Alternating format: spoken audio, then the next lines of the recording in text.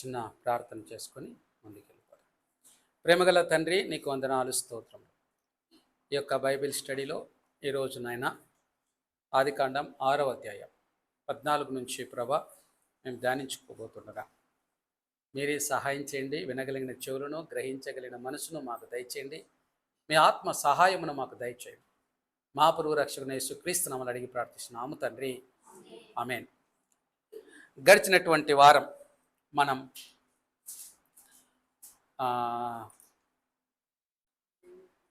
ఆదికాండం 6వ అధ్యాయంలో మరి 13 వచనాల వరకు మనం ధ్యానించుకున్నాం. ఈరోజు మనం 14వ వచనం నుంచి కూడా దేవుని వాక్యాన్ని ధ్యానించుకున్నాం. మరి 6వ అధ్యాయం వరకు మనం చూస్తే 6వ అధ్యాయంలో 13 వచనాల వరకు మనం చూసినప్పుడు మనం అందులో దేవుని కుమారులు, నరుల కుమార్తెలను, చక్కని వారిని చూసి వారిలో అందరూ తమకు మనసుకు వచ్చిన స్త్రీలు వివాహం చేసుకునేది అనేటువంటి మాటను మనం ధ్యానించుకున్నాం. అసలు దేవుని కుమారులు ఎవరు, నరుల కుమార్తెలు ఎవరు అనేటువంటి విషయాన్ని కూడా మనం ధ్యానించుకున్నాం.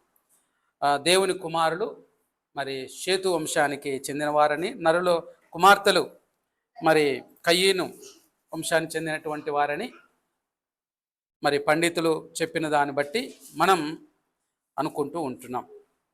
సో తర్వాత వారికి పుట్టిన సంతానమే నెఫీలీలు అనేటువంటిది, గొల్యాతు లాంటి మహాకాయులు ఆ సంతానం నుంచి వచ్చింటారు అనేటువంటిది అభిప్రాయాలని వ్యక్తపరిచారు. దాని తర్వాత మరి పాపం భయంకరంగా విస్తరించిపోయింది. మరి మనం చూస్తే ఎంత భయంకరంగా అంటే మనం కయ్యను దగ్గరనే చూస్తాం. తన సొంత తమ్ముడైనటువంటి హేబెల్ను చంపాడు. ఆ పాపం కాస్త విస్తరించి పాపం చేయడంలో ఒక అలవాటుగా మారిపోయి భయంకరమైన పరిస్థితికి వెళ్ళిపోయారు. ఆ స్థితిలో ఉన్నప్పుడు దేవుడు అనుకున్నాడు, ఇక ఇలా అయితే మన భూమి, మనుషులు ఇక ఇలాగే అయిపోతారు. కాబట్టి ఆయన ఒక నీతిమంతుని కోసం చూస్తూ ఉంటున్నాడు. అప్పుడు ఆయన దృష్టిలో నోవాహు ఒక నీతిమంతుడుగా కనబడుతూ ఉంటున్నాడు. నోవాహు నీతిమంతుడు కనపడడానికి కారణం ఏంటి? ఒక్కసారి మనం 5వ అధ్యాయంలో మనం చూస్తే ఆ సంతానాన్ని చూస్తే గిన మనకు అర్థమైపోతుంది. మెతుశెలాను చూస్తున్నాం.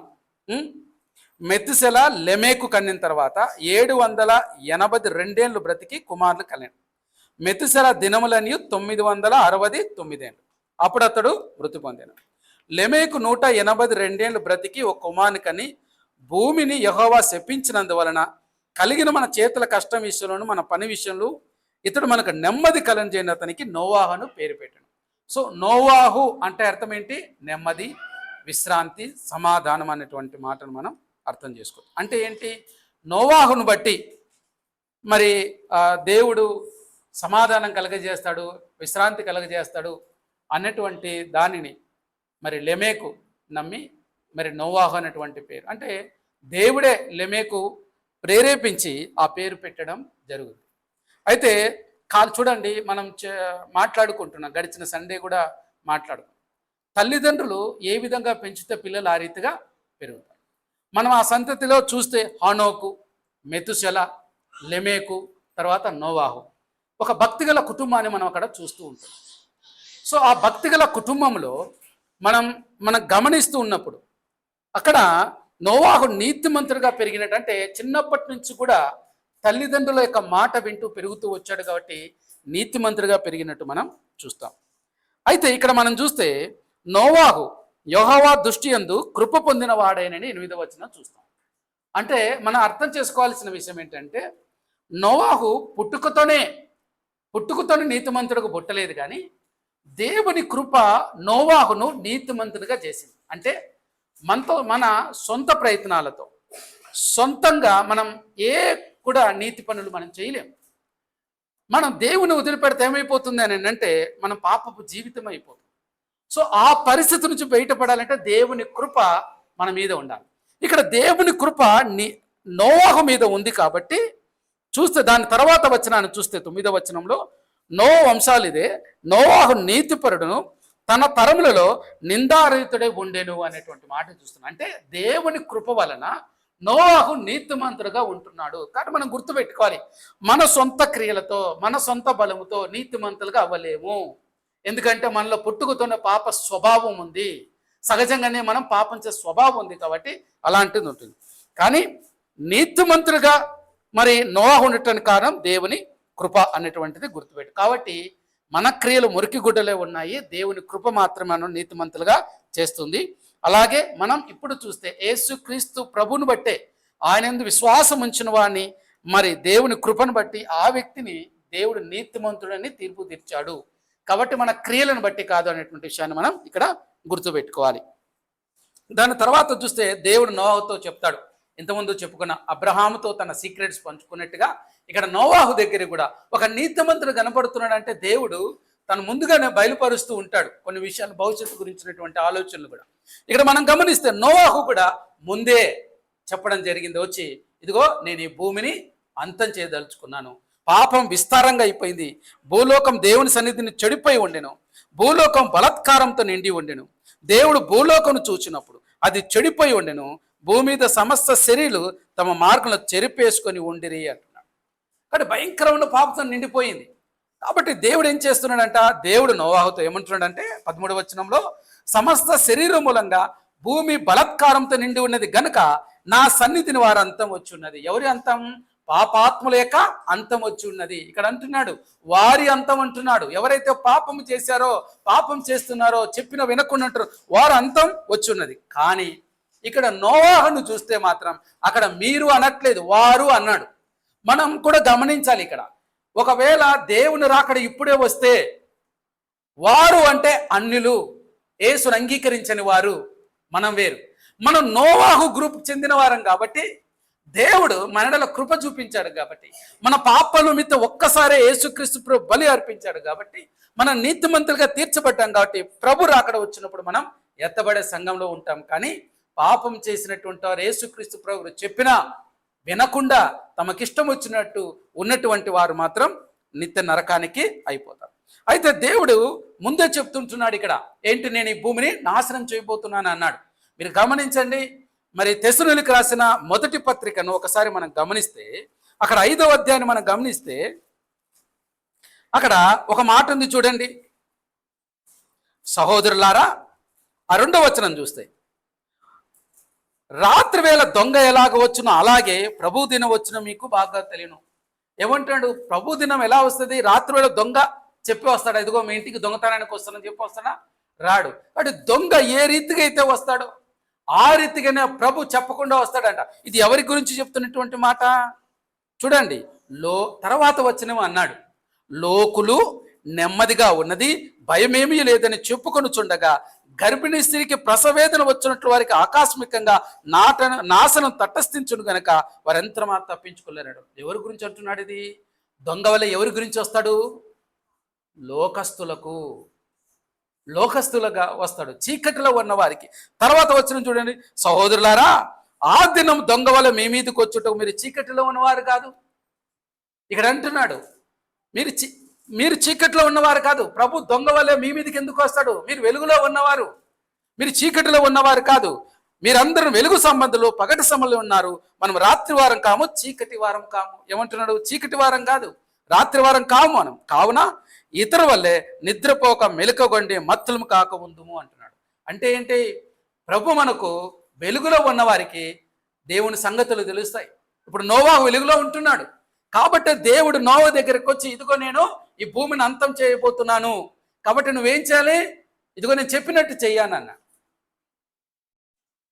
నేను చెప్పినట్టు చెయ్యన్నాడు. అలాగే ఈరోజు కూడా ప్రభు మనతో మాట్లాడుతున్న మాట అంటే, ఇదిగో నేను రాబోతున్నాను, లోకస్తుల మీదకి నేను దొంగ వలే వస్తాను. వాళ్ళకు తెలియదు, దొంగ వలె వచ్చినట్టే ఉంటుంది, కానీ మీకు అలా ఉండదు. ఎందుకంటే ఇదిగో నా రాకడకు సూచనలు ముందే తెలియజేస్తున్నాను అని చెప్పాడు. నా రాకడకు ముందే సూచనలు తెలియజేస్తున్నానని చెప్పాడా లేదా? ఇదిగో భూకంపాలు వస్తాయి, అక్కడక్కడ ఇవన్నీ భయంకరమైన యుద్ధ వాతావరణంలో మీరు వింటారు. భయంకరమైన అన్నీ కూడా మరి అనేక మంది ప్రేమలు చల్లారిపోతాయని కూడా చెప్పాడు. ఆఖరికి నేను విశ్వాసం కనుగొంటానని కూడా చెప్పాడు. అంటే లోకలు అంత భయంకరంగా మరి విశ్వాసాలు కూడా పడిపోయే ప్రమాదం ఉంది. కాబట్టి అలాంటి స్థితి వస్తుంది. కానీ మీరు జాగ్రత్తగా ఉండండి. ఇప్పుడు ఏమైంది? ఒకవేళ పాపాత్ముడే ఉన్నాడు, లేదు దేవుని నమ్ముకొని ఆల్రెడీ పాపంలో పడిపోయినవాడు అని అనుకో, చూడండి లోకంలో ఉన్నవాడు వాడు పాపంలో ఉన్నవారు అంటే మనలో ఎగతాళి చేశాడు. కానీ దేవుళ్ళో ఉన్నవాడి దగ్గరికి వచ్చి అయ్యా నువ్వు తప్పు చేస్తున్నావు, పాపం చేస్తున్నావు అని చెప్పినప్పుడు ఏం చేస్తాడు? వెంటనే తనను తాను సరిదిద్దుకుంటాడు తప్ప అక్కడే ఆగిపోడు. ఇక్కడ కూడా నోవాహు దగ్గరికి వచ్చి చెప్తున్నాడు. ఏమని చెప్తున్నాడు? ఇదిగో సమస్త శరీరం మూలంగా భూమి బలత్కారంతో నిండి ఉన్నది గనక నా సన్నిధి వారు అంతం వచ్చున్నది. ఇదిగో వారిని భూమితో కూడా నాశనం చేయుదును. ముందే చెప్తున్నాడు. ఇదిగో రెండో రాకడ గురించి చెప్పినట్టు ఇక్కడ కూడా నేను చెప్తూ ఉంటున్నాను నోవాహుతో. కాబట్టి నువ్వేం చేయాలా? నేను కొన్ని ఇన్స్ట్రక్షన్స్ ఇస్తాను, అవి ఫాలో కా అన్నాడు. కొన్ని ఇన్స్ట్రక్షన్స్ ఇవ్వబోతున్నాను, నీవు ఫాలో కా అన్నాడు. ఏమి ఇన్స్ట్రక్షన్స్? 14 వచనం. చితిసారకపు రానుతో నీ కొరకు ఓడను చేసుకును, అరలు పెట్టి ఆ ఓడను చేసి లోపటును వెలుపటును దానికి కీలుపోయివలెను. నువ్వు దాన్ని చేయవలసిన విధం ఇది. ఆ ఓడ 300 మూరల పొడుగును, 70 మూరల వెడల్పును, 30 మూరల ఎత్తును గలదై ఉండును. ఆ ఓడకు కిటికీ చేసి పైనుండి మూరుడు క్రిందికి దాన్ని ముగించవలెను. ఓడ తలుపు దాని ప్రక్కన ఉంచవలెను. కింది అంతస్తు, 2వ అంతస్తు, 3వ అంతస్తు గల దానిగా దాన్ని చేయవలను. ఇదిగో నేనే జీవవాయు గల సమస్త శరీరను ఆకాశం కింద ఉండకుండా నాశనం చేయుటకు భూమి మీదికి జల ప్రవాహం రప్పించుచున్నాను. లోకమందున సమస్తమును చనిపోవును. మీరు 17వ వచనం చూడండి. ప్రభు ఏమంటున్నాడు? భూమి మీదికి జల ప్రవాహము రప్పించుచున్నాను అని అంటున్నాడు. అంతవరకు భూమి మీద వర్షం ఉందా? లేదు, అసలు వర్షమే లేదు. కానీ ప్రభు అంటున్నాడు జల ప్రవాహమే వచ్చేస్తుంది అంటున్నాడు. ఆనవాలే లేదు, ప్రభు అంటున్నాడు జల ప్రళయమే వచ్చేస్తుందో అంటున్నాడు. అంటే దేవుని అద్భుత కార్యాలను కూడా మనం ఆలోచించాలి. అక్కడ ఏమీ లేదు, ఏమీ లేదు, అయినా నీ జీవితంలో దేవుడు గొప్ప కార్యం చేస్తాడంటే నువ్వు నమ్మాలి. నోవాహు వెంటనే అదేంటి ప్రభా వర్షమా, అదెట్లుంటుంది నాకు తెలియదే అని అన్నాడా? మారు మాటల అలాగే ప్రభు అన్నాడు. ఆ విశ్వాసం మనకు కావాలి, అప్పుడే మనం రక్షింపబడతాం. మనం ఏం చేయాలంటే చెప్పాడా? వాక్యంలో ఉందా? ఓకే, నీకు రుజువులేంటి? నా విశ్వాసమే రుజువు, వేరేది అక్కర్లేదు. అదే కదా నిరీక్షింపబాటు వాటి యొక్క నిజ స్వరూపం ఏంటి? నీ విశ్వాసమే. దేనికైతే నువ్వు నిరీక్షిస్తున్నావో, ఒక ప్రార్థన చేసావు, ఒక దేని గురించైనా అది నువ్వు పొందుకుంటావు అనటానికి రుజువేంటి? నీ విశ్వాసమే రుజువు, అంతకంటే రుజువు అక్కర్లేదు. నువ్వు ఎంత నమ్ముతావో అంత పొందుకుంటావు. అలాగే నోవాహు దేవుడు చెప్పాడు జల ప్రవాహం వచ్చేస్తుంది అన్నాడు, జల ప్రళయం వచ్చేస్తుంది అన్నాడు. వర్షాలే లేవు, వర్షం అసలు అంతవరకు వర్షాలే చూడని మనుషుల దగ్గరికి మరి జల ప్రళయం వస్తుందంటే, పోనీ నోవాహు వెళ్ళి సువార్త చెప్పాడు అనుకోండి, బాబు జల ప్రళయం వచ్చేసి అంతా ముంచేస్తంటే, అరే పిచ్చోడా వర్షమా అదెట్లుంటుందండి అనరా? అయినప్పటికీ నోవాహు నమ్మాడు. ఎక్కడి నుంచి వచ్చింది ఇది? తల్లిదండ్రుల పెంపకం నుంచి వచ్చింది. హానోకు, మెతుసెల వారి దగ్గర నుంచి నేర్చుకున్నటువంటిది ఇది. కాబట్టి తల్లిదండ్రులు మీ పిల్లలను మీరు ఏ విధంగా పెంచుతారనేది మీ చేతుల్లో ఉంది. ఇక్కడ నోవాహు నమ్మాడు. నమ్మిన తర్వాత ఏం చేశాడు? ఇక్కడ చూడండి, దేవుడు ఏదైనా సరే కొన్ని ఇన్స్ట్రక్షన్స్ ఇస్తున్నాడు అంటే దాన్ని ఖచ్చితంగా ఫాలో అవ్వాలి. నేను ఇట్లెందుకు చేయాలి, నేను అట్లాగా ఇంకొక విధంగా నో, దేవుడు ఎలా చెప్తే అలా చేయడం నేర్చుకోవాలి. అంతేగాని మన ఆలోచనలు దానికి జోడు చెయ్యొద్దు.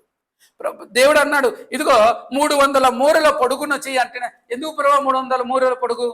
ఇంకొంచెం ఎక్కువ చేస్తే బాగుంటుంది కదా, కొంచెం విశాలంగా పడుకోవచ్చు నేను అని అనొచ్చు కదా. అనలేదు, ఓన్లీ విన్నాడు. ఇలా ఎందుకు చేయాలి, అలా ఎందుకు చేయాలి, మారు మాట్లాడలేదు, విన్నాడు. Yes yes my lord, I follow your orders, నేను నీ ఆర్డర్ ఫాలో అవుతాను అంతే అన్నాడు.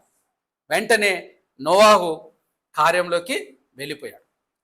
చూడండి, నోవాహు నిర్మించినటువంటిది ఆ యొక్క నిర్మాణ విధానాన్ని మనం చూస్తే ఒకసారి మరి మీకు ఎలా ఉంటుందో చూపించాలని అనుకున్నాను. ఒకసారి ఈ చిత్రాన్ని చూడండి.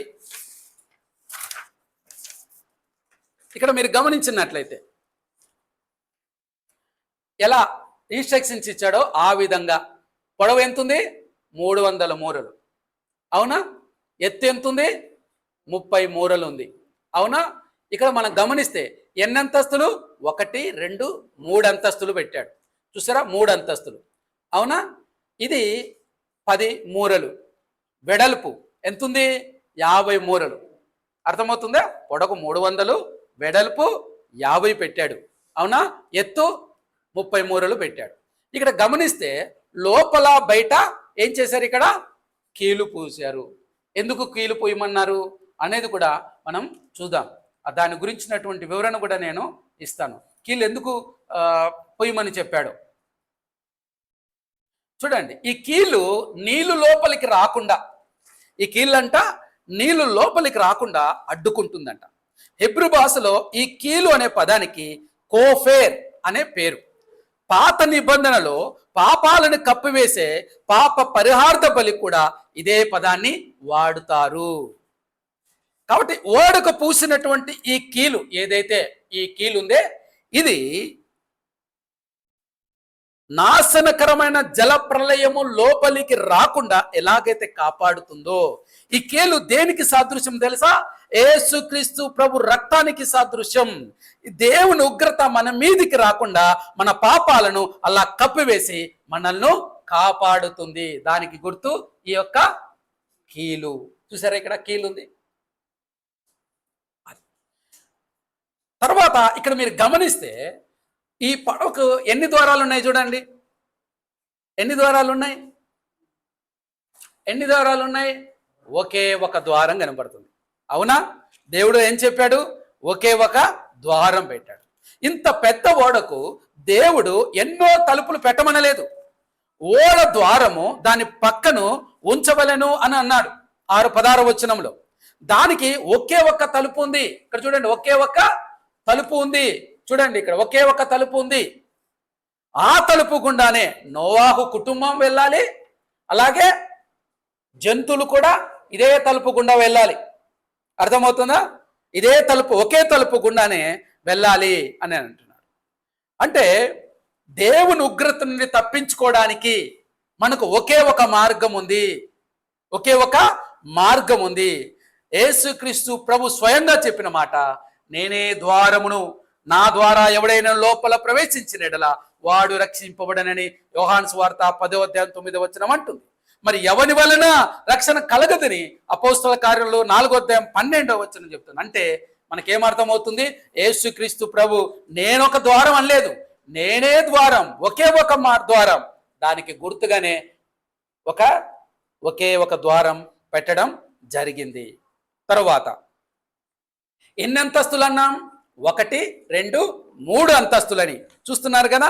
3 అంతస్తులు అంటే ఇక్కడ దీని ఒక అర్థం పైన పక్షులకు, ఓకేనా, మధ్యలో జంతువులకు, కింద బరువైన మృగాలకు, ఇలా ప్రతి ఒక్కరికి అందులో తగిన స్థలము ఉంది. అంటే అర్థం ఏంటి? యేసుక్రీస్తులో ఉన్న రక్షణ అందరికీ సరిపోతుంది. అంతేకాకుండా ఈ 3 అంతస్తులను మన ఆత్మీయ జీవితంలో జరిగే 3 దశల రక్షణగా కనబడుతుంది. 1 పాప క్షమాపణ, 2ది పరిశుద్ధపరచబడటం, 3ది పరలోక మహిమ. అర్థమవుతుందా? పాప క్షమాపణ, పరిశుద్ధపరచడం, 3వది పరలోక మహిమ, 3 అంతస్తు. కాబట్టి మన ఆత్మ, ప్రాణం, దేహములకు క్రీస్తులో సంపూర్ణ రక్షణ దొరుకుతుంది అనటానికి ఈ 3 అంతస్తులు గురించినటువంటిది ఉన్నటువంటిది. మరి ఇక్కడ చూడండి, పైన ఒక కిటికీ చేయమని చెప్పాడు కదా, అవునా? పైన ఏం చెప్పాడు? ఒక కిటికీ అని అన్నాడు. చూడండి 16వ వచనంలో, ఓడకు పక్క భాగంలో ఎక్కడైనా కిటికీలు ఉన్నాయా? ఓడ పక్క భాగంలో ఎక్కడైనా, ఇక్కడ చూడండి, ఇక్కడ ఏడన్నా ఉన్నాయి కిటికీలు? లేవు. అవునా? ఇక్కడ చూడండి, ఇక్కడ ఏడన్నా ఉన్నాయి కిటికీలు? లేవు కదా. అంటే ఏమంటున్నాడు? కేవలం పైకప్పుకు ఇడుందా, పైకప్పుకు ఒక మూర కిందిక ఒక కిటికీని, మనం రాయలసీమలో అంటారు గవాజీ అంటారు, తెలుసా? పైన పెడతారు. ఇదో మనకి ఇక్కడ ఉన్నాయి చూడండి, అట్లా మూర కింద ఒక కిటికీని పెట్టమన్నాడు. దీని అర్థం ఏంటి? ఓడ పక్కన కిటికీలు ఉంటే జల ప్రళయంలో ఏమైపోతుంది? మునిగిపోతూ ఆహాకారాలు చేస్తున్న ఆ భయంకరమైన లోకాన్ని చూసి నోవా కుటుంబం భయపడిపోయేది. వాళ్ళని ఆహాకారాలు చూస్తే వాళ్ళు చనిపోతుంటారు, మునిగిపోతుంటారు అయ్యా అంటుంటే అదంతా కూడా నోవా కుటుంబం చూసి భయపడేది. అందుకే వాళ్ళు ఎప్పుడు పైకి అంటే దేవుని వైపు మాత్రమే చూడాలని. ఇప్పుడు శబ్దం వస్తుంది అనుకో, కిటికీలు ఎక్కలేవు, అప్పుడు ఏం చేస్తారు వాళ్ళు? ఇట్లా పైకి చూస్తారు.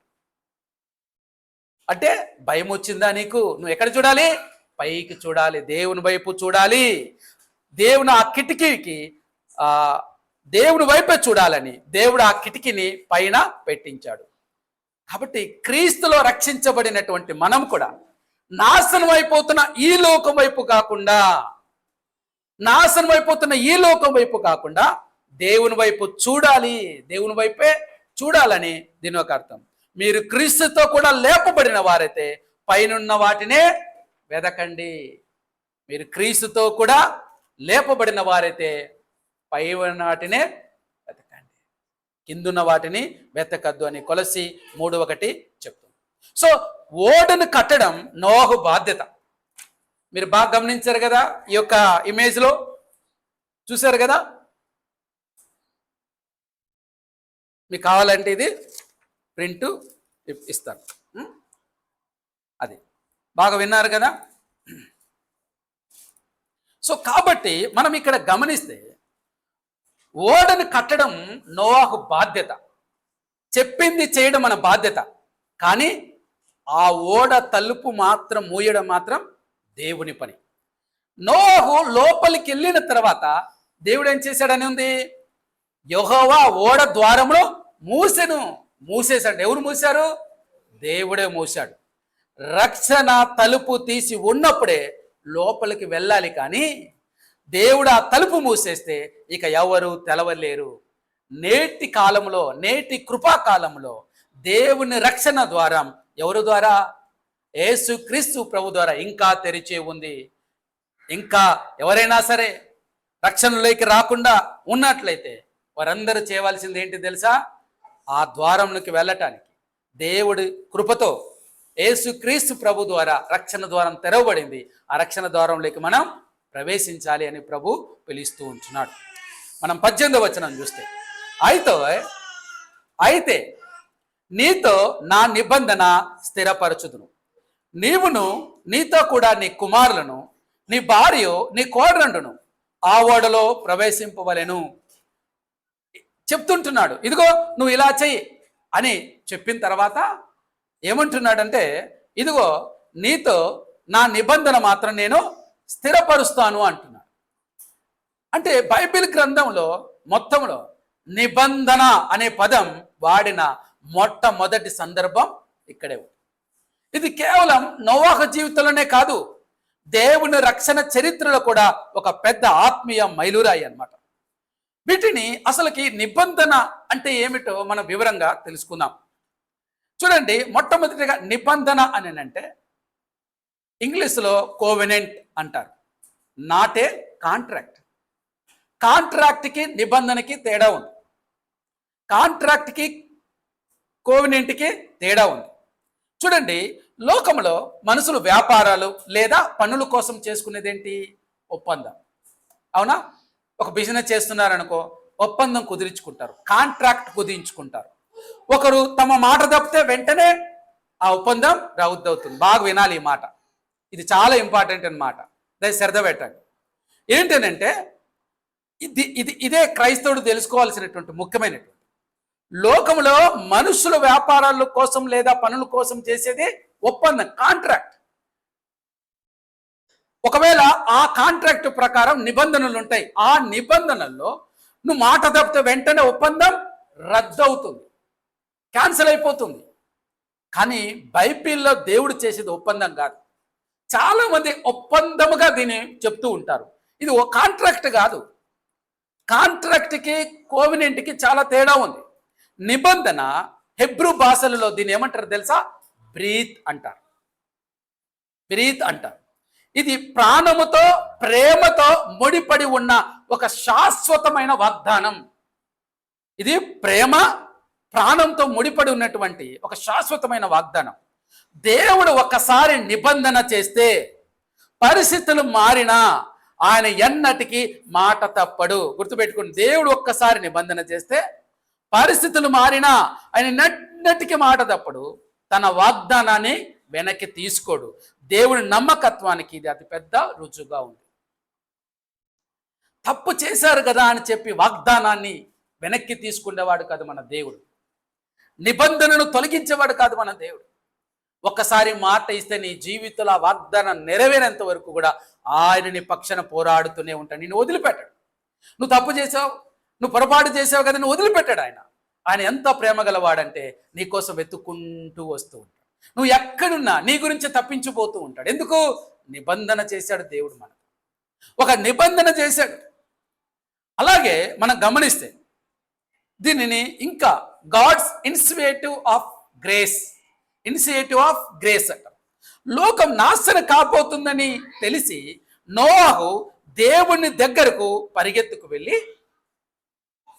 ఇక్కడ చూడండి, లోక నాశనం కాబోతుందని తెలిసి నోవాహు దేవుని దగ్గర పరిగెత్తుకు వెళ్ళి, ప్రభువా మనం ఒక అగ్రిమెంట్ చేసుకుందాం, దయచేసి నన్ను రక్షించని బతిమాలాడా? లేదు. నోవాహు బతిమాలాడా దేవుని దగ్గరికి వెళ్ళి? లేదు. కానీ చూడండి, దేవుడే స్వయంగా నోవాహు దగ్గరకు వచ్చాడని బైబిల్ చెప్తుంది. దేవుడే స్వయంగా నోవాహు దగ్గరకు వచ్చి, నోవాహు నేను నీతో నిబంధన చేస్తున్నాను, నీ నాశనం కానివ్వని హామీ ఇచ్చాడు. ఈరోజు యేసుక్రీస్తు ప్రభు ద్వారా మనకున్నట్టు నిబంధన ఏంటి తెలుసా? మనకున్న నిబంధన ఏంటి తెలుసా? యెషయా గ్రంథం 59వ అధ్యాయం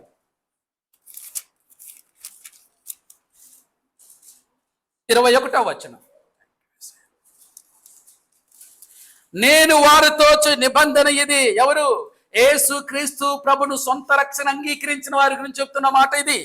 నేను వారితో నిబంధన ఇది, మీ మీదనున్న నా ఆత్మను, నేను నీ నోట నుంచిన మాటలను, వాగ్దానములను, నా ఆజ్ఞలను నీ నోట నుండి, నీ పిల్లల నోట నుండి, నీ పిల్లల పిల్లల నోట నుండి ఈ కాలం మొదలుకొని ఎల్లప్పుడూ తొలగైపోవు అని తండ్రి అయిన దేవుడు సెలవిచ్చుచున్నాడు.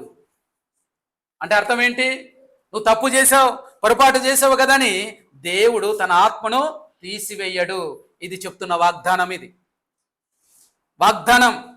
నా ఆత్మను తీసివేయను.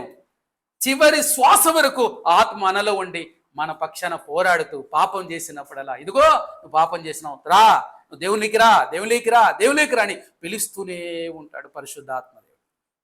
చివరి శ్వాస వరకు కూడా వదిలిపెట్టాడు ఆయన. కానీ ఇక్కడ చూడండి, దేవుడు చెప్పాడు, నోవాహు లోకాన్ని నాశనం చేయబోతున్నాను, నేను చెప్పింది చేయనగానే లోబడ్డాడు. కాబట్టి నోవా కుటుంబం రక్షింపబడింది. దేవుడు నీ దగ్గరికి వచ్చి ఒక మాట చెప్పి, ఇదిగో నువ్వు సరైన స్థితిలోకి రా అని దేవుడు నీకు చెప్పినప్పుడు నువ్వు వెంటనే ఏం చేయాలి? లోబడాలి దేవునికి. లోబడి దేవుళ్ళకి వచ్చావనుకో, నువ్వు, నీ కుటుంబం, నీ పిల్లలు రక్షింపబడతారు అని అంటున్నాడు. ఎందుకు? హానోకును చూసాం, మెతుషెలను చూసాం, లెమేకును చూసాం, ఇక్కడ నోవాహును చూస్తున్నాం. అలా తరతరాలు ఆశీర్వదింపబడదు. అంటే నువ్వు నిలబడితే, నీ కోరికలను చంపుకొని, నీ ఆశలను చంపుకొని నువ్వు నిలబడితే, నువ్వు ఒక్కడవే కాదు, నీ పిల్లలు ఆశీర్వదింపబడతారు. పిల్లలు ఆశీర్వదింపబడతారు. మీరు చూడండి, ఒక ఇంట్లో ఎవరైనా క్రిస్టియన్స్ ఉన్నారంటే వాళ్ళ యొక్క వారంతకు వారుగా వచ్చారనుకోండి, దాని తర్వాత ఆటోమేటిక్గా వాళ్ళందరూ కూడా దేవుళ్ళు నడవడం చూస్తూ ఉంటాం. రక్షణ అనేది దేవుడిచ్చిన కృప, దాన్ని మనం పోగొట్టుకోకూడదు అనేటువంటిది చూసుకో. అంటే దేవుడే నిబంధన చేశాడు కాబట్టి అందుకే నువ్వు పొరపాటు చేసినా, తప్పిదాలు చేసినా, ఎందుకు తెలుసా? దేవుడు నీ అంట పెడతాడు, నిబంధన చేశాడు. రక్షణ అనేది ఎప్పుడు మనిషి ప్రయత్నంతో మొదలవ్వదు. మనిషి ప్రయత్నం చేస్తే, ఇదిగో ఈ అలవాటు నుంచి బయటపడాలి, ఇదిగో ఈ సిగరెట్ నుంచి అలవాటు పడాలి, ఈ మద్యం నుంచి అలవాటు పడాలంటే సొంత ప్రయత్నంతో చెయ్యలేడు. అది దేవుడి యొక్క కృప, ఆయన మనలో పెట్టినటువంటి ఆయన పరిశుద్ధాత్ముడు, ఆయన చొరవతోనే ఇది మనకు ఆ చెడు అలవాట్ల నుంచి బయటకి మనం రాగలము, ఆ పరిస్థితి బయటికి రాగలం అనేటువంటిది వాక్యం చెప్తున్నటువంటి మాట. అంతేకాదు, మూడవదిగా కుటుంబ రక్షణకు హామీగా ఈ నిబంధన ఉంటుంది. ఈ నిబంధనలో దేవుడు ఎవరిని చేర్చాడు? నోవాహు నీతిమంతుడు అన్నాడు కదా. తన పిల్లల గురించి చెప్పాడా? తన భార్య గురించి చెప్పాడా? లేదు. నోవాహు ఒక్కరి గురించి చెప్తున్నాడు. నీవును, నీతో కూడా నీ కుమారులను, నీ భార్యయు నీ కోడండును ఆ ఓడలో ప్రవేశింపబలను. ఒక్క నోవాహు నీతిమంతుడు నిలబడితే చూసారా? ఎందుకు? నోవాహుతో పాటి నోవాహు చెప్పాడు, బయటలకు చెప్పారు, వెళ్ళలేదు, కుటుంబంతో చెప్పాడు. ఏమని? దేవుడు ఇలా చెప్పాడు, రండి అనగానే వాళ్ళందరూ వచ్చారా? అంటే ఏంటి? మనం ఎవరికైనా ఇదిగో నువ్వు దేవుని లేకొస్తే, యేసు ప్రభువును అంగీకరిస్తే నువ్వు రక్షింపబడతావు, నిజం బాగుంటుందంటే వాళ్ళు విన్నారనుకో రక్షణలోకి వచ్చేస్తారు. ఇక్కడ కూడా నోవాహు తన కుటుంబానికి చెప్పాడు, కుటుంబం ఓడలేకొచ్చింది మారు మాట్లాడకుండా. ఒకవేళ వారు కూడా రాకుండా ఉండింటే, వారు కూడా రాకపోయి ఉండింటే పరిస్థితి ఏమైపోయేది? రక్షణ లేకుండా పోయేది. జలప్రయాణం వాళ్ళు కూడా మునిగిపోయేటటువంటి వారు అన్న సంగతిని మనం ఇక్కడ గమనించాలి. కాబట్టి దేవుని నిబంధన ఎప్పుడు కూడా ఒక వ్యక్తికి మాత్రమే పరిమితం కాదు, కానీ అది అతని తరాలకు కూడా ఆశీర్వాదకరమని అపోస్తుల కార్యములు 16:31 అంటుంది కదా, ప్రభు అయిన యేసునందు విశ్వాసం ఉంచుము, ప్రభు అయిన యేసునందు విశ్వాసం ఉంచుము, అప్పుడు నీవును నీ ఇంటి వారును రక్షణ పొందుదురు అనటానికి నోవాహు కుటుంబమే మొదటి ఉదాహరణ. విన్నారు, రక్షింపబడ్డారు. కాబట్టి పాప భూయిష్టమైన ఈ లోకం మీదకి జల ప్రళయం అనేటువంటి ఉగ్రత రాబోతున్నప్పుడు దేవుడు నోవాహుకి ఇచ్చిన భరోసా ఈ నిబంధన. ఈరోజు కూడా ప్రభు అంటున్నాడు, ఇదిగో నేను లోకల్ మరో రాబోతున్నాను, నా రెండో రాకడలో ఈ భూమిని అగ్ని చేత నేను సమస్తాన్ని కాల్చివేస్తాను, నాశనం అయిపోతుంది, కానీ ఇదిగో నా ప్రియ కుమారుడైన యేసు క్రీస్తునందు ఎవరైతే విశ్వాసం ఉంచారో వారిని మాత్రం నేను తప్పిస్తాను, వారిని మాత్రమే రక్షిస్తాను అనేటువంటి ఒక నిబంధన మనతో దేవుడు చేశాడు. కాబట్టే మన ఆ భయంకరమైనటువంటి నరకం నుండి మనం తప్పింపబడతాము. కాబట్టి నోవాహుతో చేసినట్టే దేవుడు చెప్తున్నాడు, ఎవరైతే క్రీస్తు రక్తం ద్వారా కొత్త నిబంధనలోకి వచ్చారు, అది పాత నిబంధన, ఇది కొత్త నిబంధన, క్రీస్తు రక్తంలో కడగబడినట్లయితే నీవు కూడా యేసు క్రీస్తు ప్రభు ఆ ఓడకు సాదృశ్యంగా ఉన్నాడు. ఆ ఓడ లోపల ఉంటారో వారు ఆ తీర్పు నుండి, ఎవరైతే క్రీస్తులో ఉంటారో ఆ భయంకర తీర్పు నుండి ఖచ్చితంగా రక్షింపబడతారు అనేటువంటిది ఈ మొదటి నిబంధనకు మనకు నేర్పుతుంది. ఇక మనం 19, 20, 21, 22 వచనాలు కూడా మనం చూసినట్లయితే, మరియు నీతో కూడా వాటిని బ్రతికించి ఉంచుకున్నట్టుకు సమస్త జీవులలో అనగా సమస్త శరీరుల యొక్క ప్రతి జాతిలో, ఇక్కడ బాగా వినాలి మాట, ప్రతి జాతిలోనివి కూడా 2 ఏసు చొప్పున నువ్వు ఓడలోనికి తేవలను, వాటిలో మగదియు ఆడిది ఉండవలను. నువ్వు వాటిని బ్రతికించి ఉంచుకున్నటకై వాటి జాతుల ప్రకారం పక్షులలోను, వాటి జాతుల ప్రకారము జంతువులలోను, వాటి జాతుల ప్రకారం నేలను ప్రాకు వాటన్నిటిలోను ప్రతి జాతిలో 2 ఏసు చొప్పున నీ యొద్దకు అవి వచ్చును. మరియు తినుటకు నానా విధములైన ఆహార పదార్థాలు కూర్చుకొని నీ దగ్గర ఉంచుకొనుము, అవి నీకును వాటికిని ఆహారమగును చెప్పెను. నోవాహు అట్లు చేసెను, దేవుడు తను ఆజ్ఞాపించిన ప్రకారం యావత్తు చేశాను. చూసాడా? దేవుడు నోవాహుకు చెప్పాడు, ఒకటే దేవుడు చెప్పినట్టు చేశాడు. విధేయత. ఈ విధేయత మనకు ఉండాలి.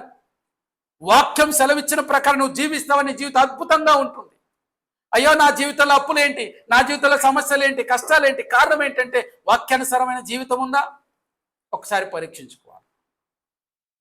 ఆదికాండం 6:19-22 వచనాలు చెప్తున్నటువంటి మాట, దేవుడు నోవాహు జంతువుల రక్షణ, ఆహార ఏర్పాట్ల గురించి ఇచ్చిన ఆజ్ఞలు, మరి దానికి నోవాహు ఇచ్చిన అద్భుతమైన విధేయత మనం స్పష్టంగా చూస్తూ ఉంటున్నాం.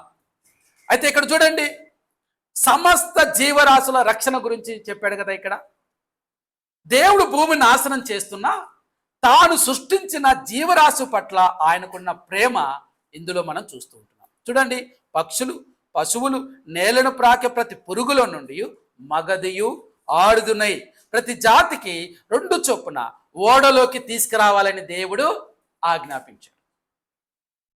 జలప్రలయం తర్వాత ఆయా జంతువుల వంశాలు తిరిగి భూమి మీద వృద్ధి చెందడానికి దేవుడు ఏర్పాటు చేశాడు. ఎందుకు ఇలా చెప్పాడు?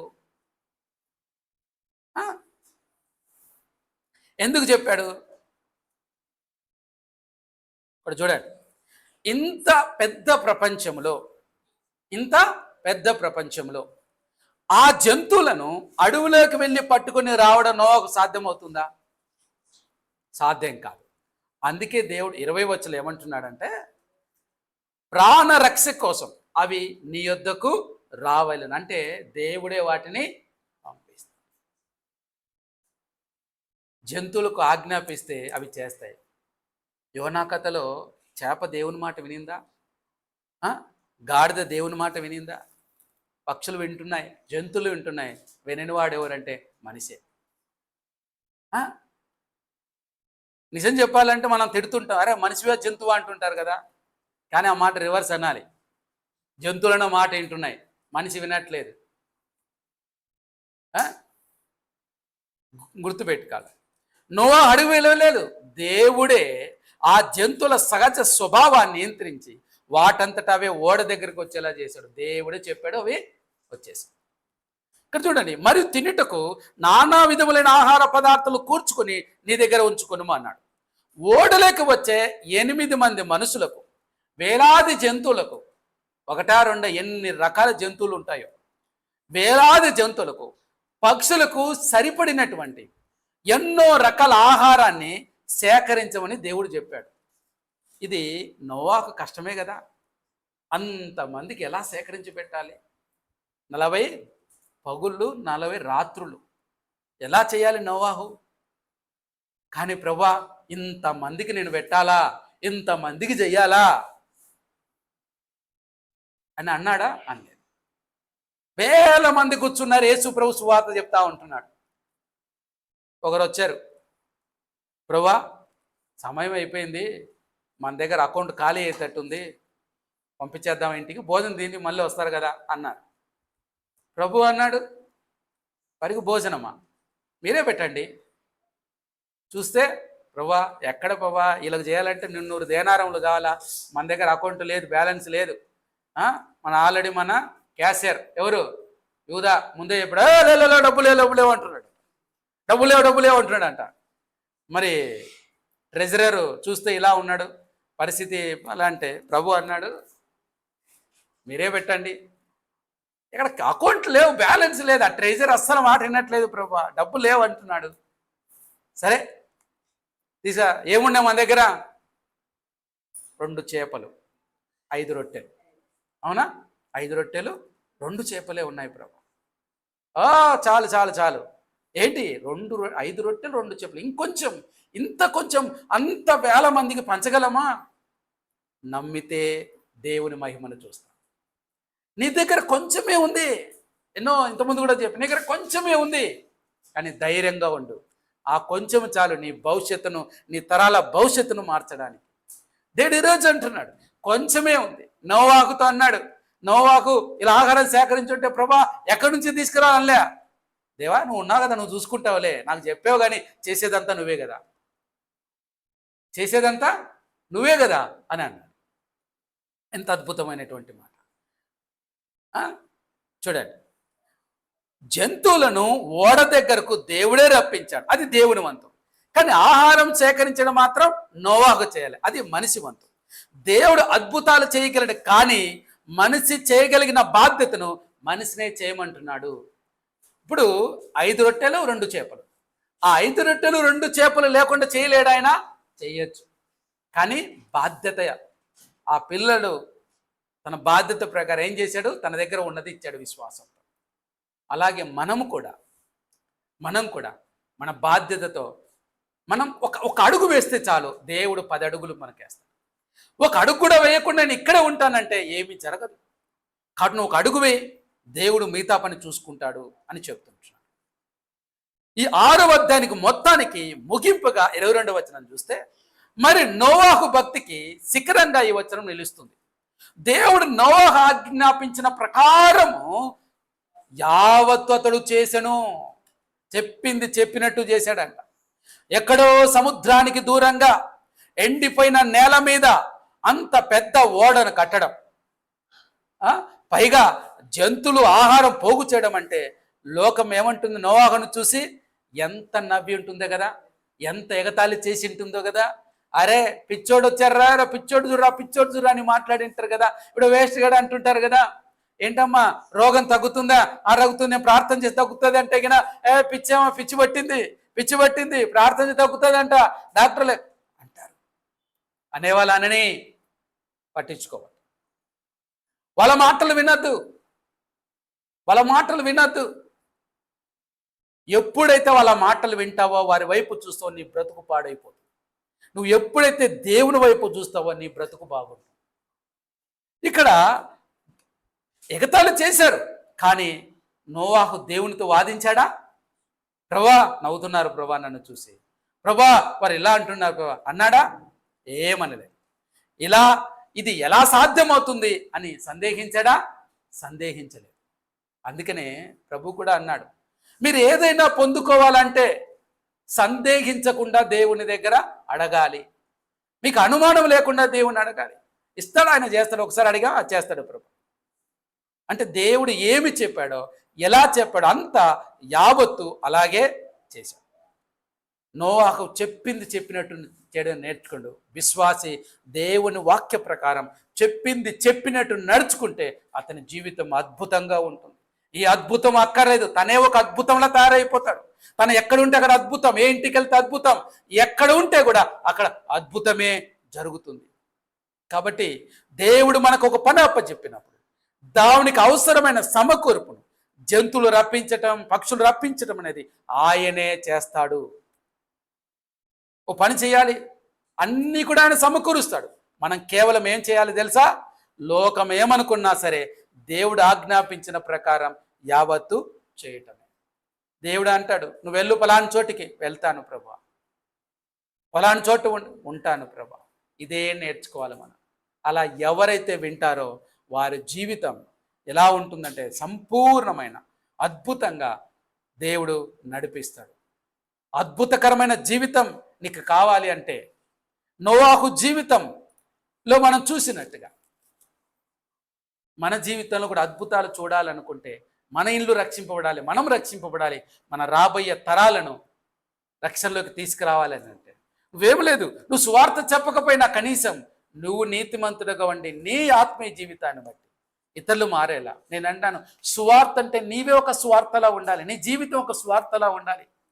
నువ్వు ఇంట్లో కూర్చొని ప్రార్థన చేసుకుంటుంటావు, నీ కొడుకు అడుగుతాడు, ఏంటి నాన్న రోజు నువ్వు ప్రార్థన చేసుకుంటావు, ఎందుకు చేసుకుంటావు అంటే నువ్వు కుమారుడికి చెప్తే వాడు ఫాలో అయిపోతాడు. అవునా నాన్న, అవునా, ఇదిగో మన ఇంట్లో కారు ఉంది చూసావా, ఎలా వచ్చింది తెలుసా, మన ఇల్లు కట్టుకున్నాం ఎలా వచ్చింది తెలుసా, ఈ మంచి బట్ట వేసుకున్నాం ఎలా వచ్చింది తెలుసా, ఇవన్నీ కూడా నువ్వు ఎలా చెప్పాలి? నాన్న దేవుడు ఇచ్చాడు. మోకాలు వంచి ప్రార్థన చేసి ప్రభువా నాకు ఇది అనగానే దేవుడు ఇచ్చాడు.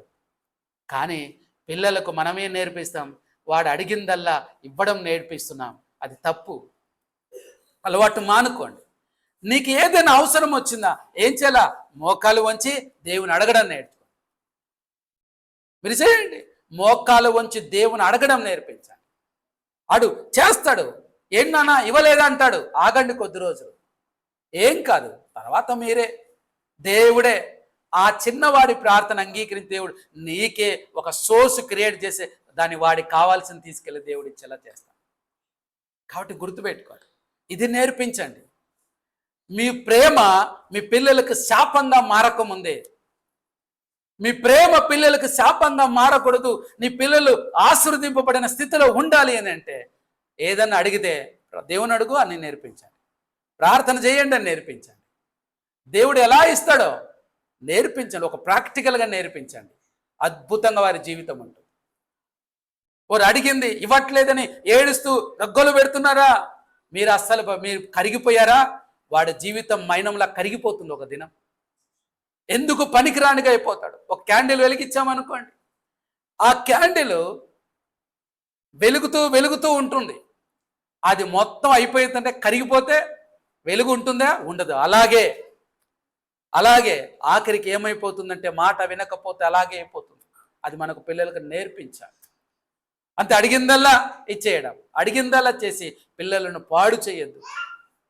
కాబట్టి ప్రియమైనటువంటి దేవుని బిడ్డలారా, ఈ యొక్క 6వ అధ్యాయం మానవ కోటికి అంతటికి కూడా దేవుడు రక్షణ ఏ విధంగా తీసుకుని రాబోతున్నాడో ముందే చెప్పినటువంటిది. తన నిబంధన గురించి చెప్పాడు. కాబట్టి యేసుక్రీస్తు ప్రభునందు ఎవరైతే విశ్వాసం ఉంచారో వారి జీవితంలో కూడా దేవుడు అద్భుత కార్యాలు చేయబోతూ ఉంటున్నాడు. వారికి రక్షణ ఒకే ఒక మార్గం, యేసుక్రీస్తు ప్రభు మార్గం తప్ప వేరొక మార్గం లేదు అన్న సత్యాన్ని మనం నేర్చుకున్నాం. మన పిల్లలు కూడా అలాగ నేర్పిద్దాం. నోవాహు జీవితాన్ని ముందు ఉంచి మనం ఇంకా పిల్లలను పెంచుతూ అలాగే మనం కూడా నేర్చుకుందాం. దేవుడు అట్టి కృపను మనకు దయచేయును గాక. ఆమేన్.